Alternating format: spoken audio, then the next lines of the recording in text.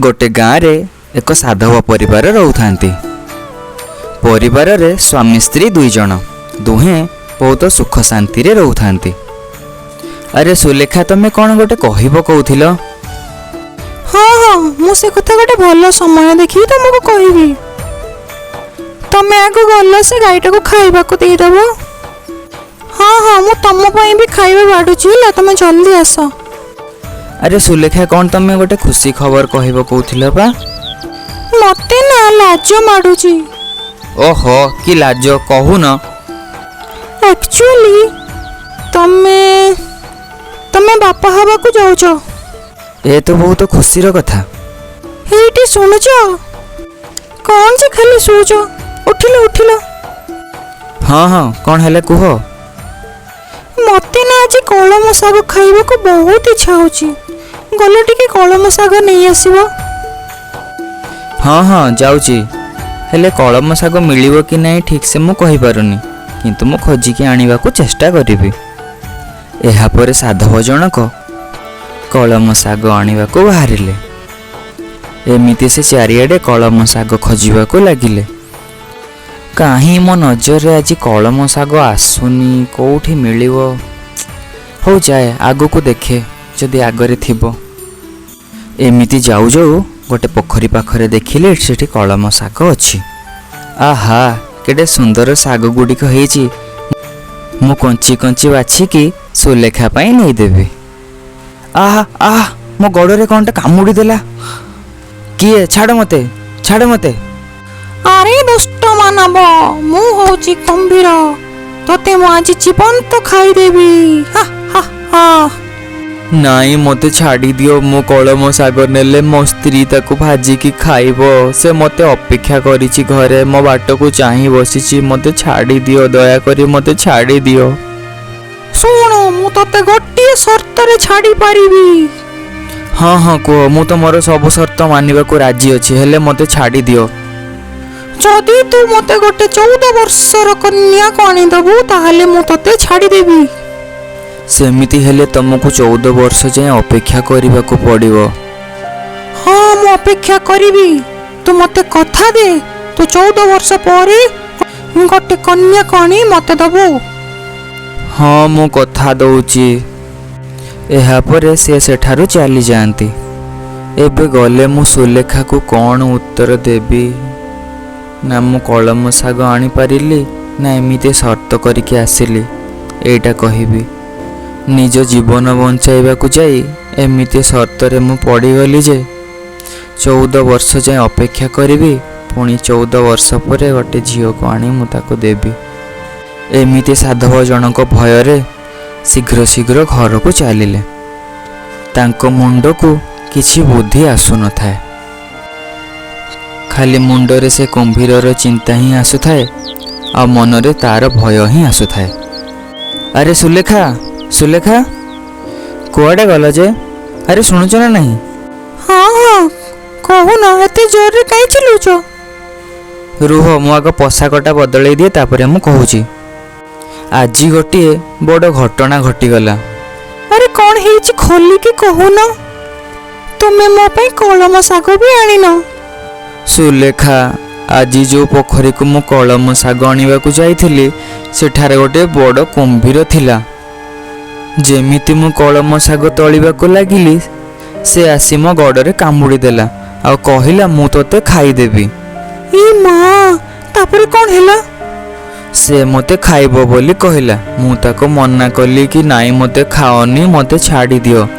हेले से ता बदल रे एक शर्त रखिला। कौन शर्त रखिला जे? से कहिला गोटे 14 वर्षर झियो मो पई आनी दे, ता हेले मु तते छाड़ी देबी। हेले तमे 14 वर्षर झियो कोठु आनिबो? मु आम पिला कथा चिंता करी ताको कहिदेली 14 वर्ष जाए अपेक्षा कर, मु मो झियो को नेकी आसीबी तुम पाखकू। हेले हमर पुओ हबो ना झियो हबो तमे कोन जानिचो? हेले हम निज पिला को ताको केमिति दे हम खुशी रे शांति रे रही परिबा? मो तो जीवन तो मरी जीवी। 14 वर्ष निज हाथ रे ताको कोळी काखी बड़ करी कि मु ताको दे देबी? मो मां ही सेमिति पारिबिनी। ସେମିତି କେମିତି ମୁଁ କରିପାରିବି? ସୁଲେଖା ଟିକେ ଧୈର୍ଯ୍ୟ ଧର। ମୋ ହାତରେ ଆଉ କିଛି ବାଟ ବି ନଥିଲା। ମୋତେ ଟିକେ ବୁଝିବାକୁ ଚେଷ୍ଟା କର।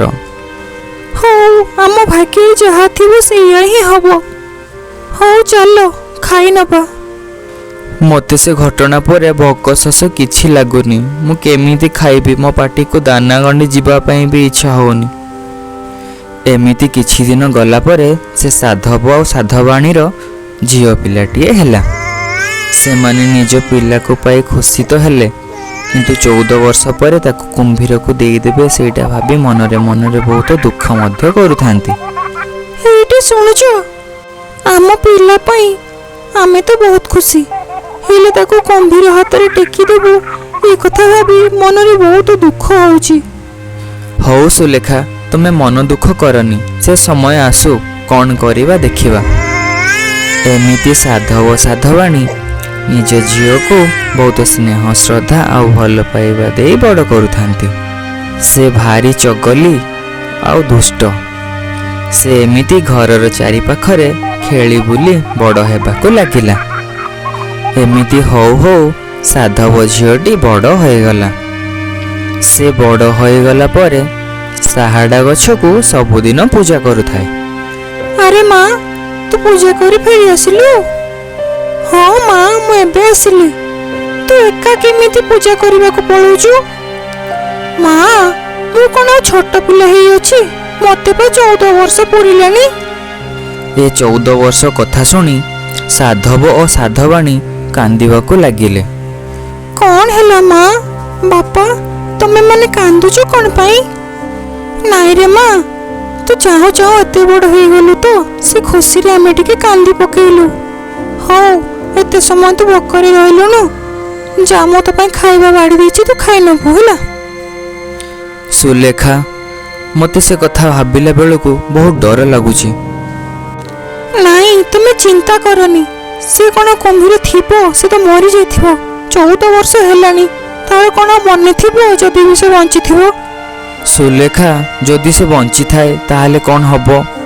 ଏମିତି ସେଦିନ ରାତିରେ ସମସ୍ତେ ଶୋଇଥାନ୍ତି। ଆଉ ସେ ରାତିରେ ବହୁତ ଜୋରରେ ପବନ ବର୍ଷା ହେଲା। ବିଜୁଳି ଘଡ଼ଘଡ଼ିରେ ଛାତ ମଧ୍ୟ ଥରିଲା। ଏମିତି ଅଦିନିଆ ବର୍ଷା ଦେଖି ସେମାନେ ମଧ୍ୟ ଡରିଗଲେ। ଏମିତି ପବନ ବର୍ଷା କେବେ ଆଗରୁ ହୋଇନଥିଲା। ସେଦିନ ରାତିରେ ଏତେ ଜୋରରେ ବର୍ଷା ହେଲା ଯେ ବିଲ ବାଡ଼ି ପୋଖରୀ ଚାରିଆଡ଼େ ପାଣି ଭର୍ତ୍ତି ହୋଇଗଲା। ଆଉ ଘର ପାଖକୁ ମଧ୍ୟ ପାଣି ମାଡ଼ି ଆସିଲା। ସାଧବ ଜଣକ କହିଲେ କି ମୁଁ ଟିକେ ବାହାର ଆଡ଼ ବୁଲି ଆସେ। ସେ ଏମିତି ବାହାର ପଟକୁ ଯାଉଥାନ୍ତି। ହଠାତ୍ ଦେଖିଲେ କି ତାଙ୍କ ସାମ୍ନାରେ କୁମ୍ଭୀରଟା ଆସୁଛି। ଆରେ ମିଛୁଆ ମଣିଷ, ତୁ ମୋତେ ମିଛ କଥା କହିଛୁ। ମୁଁ ତୋତେ ଆଜି ଖାଇଦେବି, ଛାଡ଼ିବିନି ତୋତେ ମୁଁ। ନାଇଁ କୁମ୍ଭୀର ଭାଇ, ମୁଁ ସେ କଥା ଭୁଲିନି। ମୋ ଝିଅକୁ କାଲି 14 ବର୍ଷ ପୁରିଲା। ଆଉ ଏତେ ପବନ ବର୍ଷା ଯୋଗୁଁ ଘରୁ କୁଆଡ଼େ ବାହାରି ହେଲାଣି। ଠିକ୍ ଅଛି, କାଲି ଯଦି ତୁ ତୋ ଝିଅକୁ ନେଇ ସାଙ୍ଗରେ ନ ଆସିଛୁ, ମୁଁ ତୋର ପରିବାରର ସମସ୍ତଙ୍କୁ ଖାଇଦେବି। ହଉ କୁମ୍ଭୀର ଭାଇ, ମୁଁ ମୋ ଝିଅକୁ ନେଇ କାଲି ନିଶ୍ଚୟ ଯିବି। ଠିକ୍ ଅଛି, ମୁଁ ଯାଉଛି। ଯଦି ତୁ ମୋ କଥା ଭୁଲି ଯାଇଥିବୁ, ପୁଣି ମୁଁ ଆସିବି, ନହେଲେ ତ ଘରର ସମସ୍ତଙ୍କୁ ଖାଇଦେବି ମୁଁ। ଏହାପରେ ସାଧବ ଜଣକ ମନ ଦୁଃଖରେ ଘରକୁ ଚାଲିଲେ। ଏତେ ସ୍ନେହ ଶ୍ରଦ୍ଧାରେ ବଡ଼ କରିଥିବା ଝିଅଟିକୁ କେମିତି କୁମ୍ଭୀର ହାତକୁ ଟେକିଦେବେ ସେ କଥା ଚିନ୍ତା କରି ସେ ବହୁତ ମନ ଦୁଃଖ କରି ଭାଙ୍ଗି ପଡ଼ିଲେ। ସୁଲେଖା, ସୁଲେଖା। ହଁ ହଁ, କ'ଣ ହେଇଛି କହୁନ? ଜାଣିଛ ନା, ଆଜି ସେ କୁମ୍ଭୀରଟା ସହ ଦେଖା ହେଲା। ସେ ବୁଢ଼ା ହେଇଯାଇଛି ହେଲେ ମରିନି। ତମେ କ'ଣ ପାଇଁ ସେ କୁମ୍ଭୀରଟା ପାଖକୁ ଯାଉଥିଲ ଯେ? ଆରେ ନାଇଁ, ଏଇ ଯୋଉ ବନ୍ୟା ପାଣିରେ ସେ ଘର ପାଖକୁ ପଳେଇ ଆସିଥିଲା। କହିଲା କି ଯଦି ଆମେ ତାକୁ ଆମ ଝିଅକୁ ନ ଦେବୁ ସେ ଆମ ପରିବାରର ସମସ୍ତଙ୍କୁ ଖାଇଦେବ। ଏବେ ଆମେ କ'ଣ କରିବା? ଝିଅକୁ ମାମୁଁ ଘରକୁ କହି ତାକୁ ସେଠାକୁ ନେବାକୁ ପଡ଼ିବ। ତୁମେ ବାପା ହେଇ ଏମିତି କଥା କେମିତି କହିପାରୁଛ? ହଁ ସୁଲେଖା, ତମର ଆଉ ମୋର ଜୀବନ ବଞ୍ଚେଇବାକୁ ହେଲେ ଏମିତି କରିବାକୁ ପଡ଼ିବ। କ'ଣ ହେଇଛି ମା, ବାପା, ତୁମେ ମାନେ କାନ୍ଦୁଛ କ'ଣ ପାଇଁ? ନାଇଁ ରେ ମା, ତୋ ବାପାଙ୍କ ସହ ମାମୁଁ ଘରକୁ ଯିବୁ ତୁ, ଆମେ ସେଇ ବିଷୟରେ କଥା ହେଉଥିଲୁ। ତୋ ମାମୁଁ ଘରକୁ ସାନ ବେଳୁ କେବେ ବି ଯାଇନୁ, ସେଇ ଖୁସିରେ ଟିକେ କାନ୍ଦିଦେଲୁ ଆଉ। ହଁ ମା, ତୁମେ ସତ କହୁଛ, ମୁଁ ମାମୁଁ ଘରକୁ ଯିବି। ମୁଁ ମାମୁଁ ଘରକୁ ଯିବି। ମୋ ମାମା ଘରକୁ ଯିବି। ହଉ ଯା ମା, ତୁ ରେଡି ହେଇଯିବୁ ଯା। ମା ମୁଁ ଆସିଗଲି। ବାପା ଆମେ ଏଥର ଯିବା। ହଁ ରେ ମା, ଯିବା। ହେଇଠି ଶୁଣୁଛ ଆମର କେତେ ଦୁର୍ଭାଗ୍ୟ। ହଁ ସୁଲେଖା, ଯାହା ହବ ଦେଖାଯିବ। ଏମିତି ସାଧବ ଆଉ ତାଙ୍କ ଝିଅ ଚାଲିଥାନ୍ତି। ଝିଅ ଭାବୁଥାଏ ମୁଁ ମାମୁଁ ଘରକୁ ଯାଉଛି, କିନ୍ତୁ ବାପା ଜାଣିଥାନ୍ତି ଯେ ଝିଅକୁ ମୁଁ କୁମ୍ଭୀର ମୁହଁକୁ ଠେଲି ଦେବାକୁ ଯାଉଛି। ବାପା ଆଉ କେତେ ବାଟ ଆମକୁ ଚାଲିବାକୁ ପଡ଼ିବ?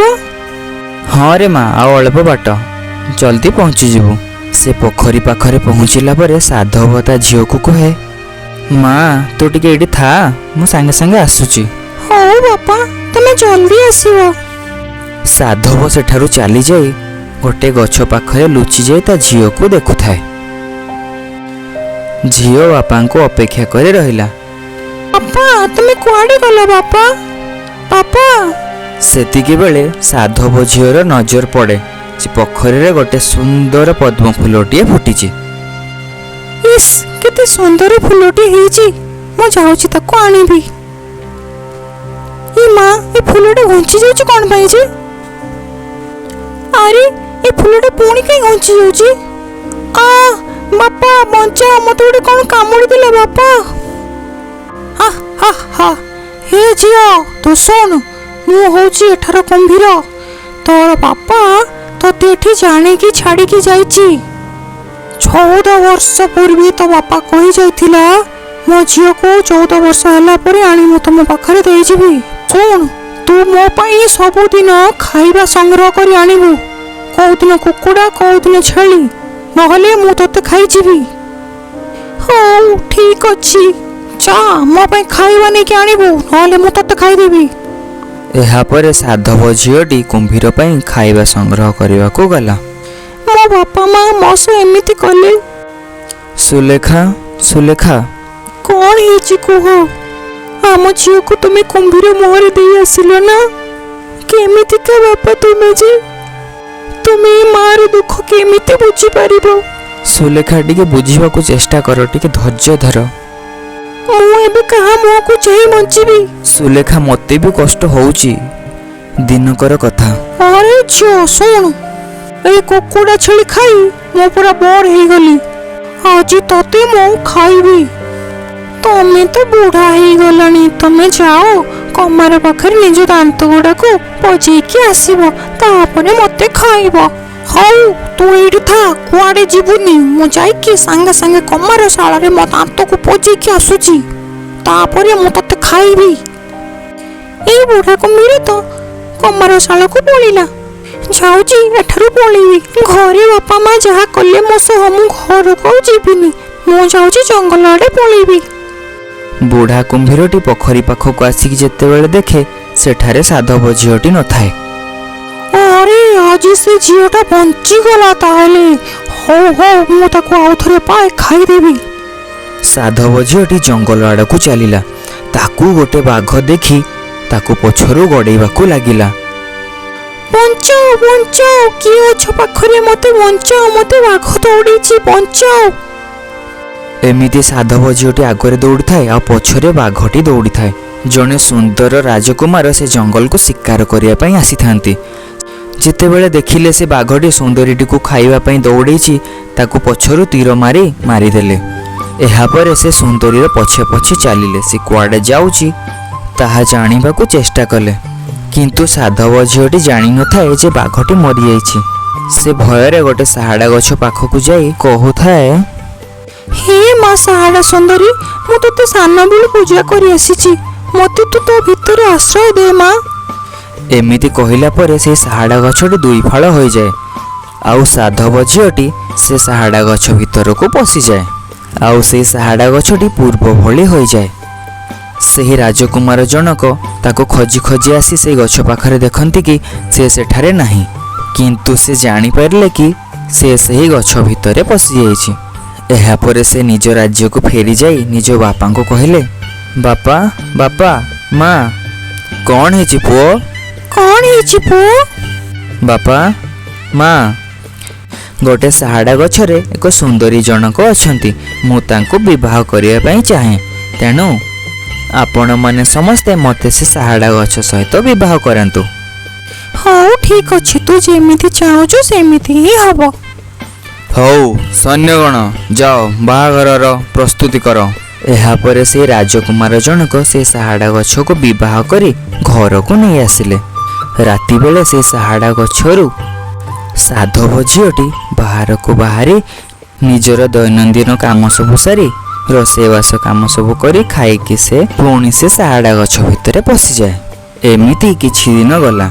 गोटे दिन राजकुमार से सुंदरी जनक से गछ भितर बाहर को बाहरिला परे से गछटी को जंगल रे नहीं छाड़ी दे आसंती आ बाहर गोटे सुखिला काठ को जाली पाउंस करी रखी दी थांती। जेतेबेले से सुंदरी जनक आसिकी देखंती जे से गछटा नाही आ से कांदीबाको लागंती। ए मां ए गछडा कोआडे गेला मो साहाड़ा गछ कोआडे गेला मो भी कोठी रहिबी। अरे कांदनी मु ताको जाली देइछि तमे एबे मो स्त्री ए राज्यर रानी हबाको जाउछ। हाँ रे मां तू एबे ए राज्यर रानी हबो आ समस्तनको कथा बुझिबो। हाँ मां ठीक अछि। एहा परे राजकुमार आउ से साधव झील दुहे स्वामी स्त्री होई सुख शांति रे रहिले। साधव झील निज बापा माँ एमिति कले बोली से तांको भूली गला आउ राजा आउ रानी को निजर माँ बापा भाभी घर संसार करे खुशी रे रहिला। मोर ए कहानीटी आपण मानकु केमिति लागिला कमेंट बॉक्स रे निश्चय जणेबे। आ एमिति सुंदर मनोछुआ कहानी सुनिया पई मो चैनल से जड़ित रहंतु आ ताको लाइक शेयर और सब्सक्राइब मध्य करंतु। धन्यवाद।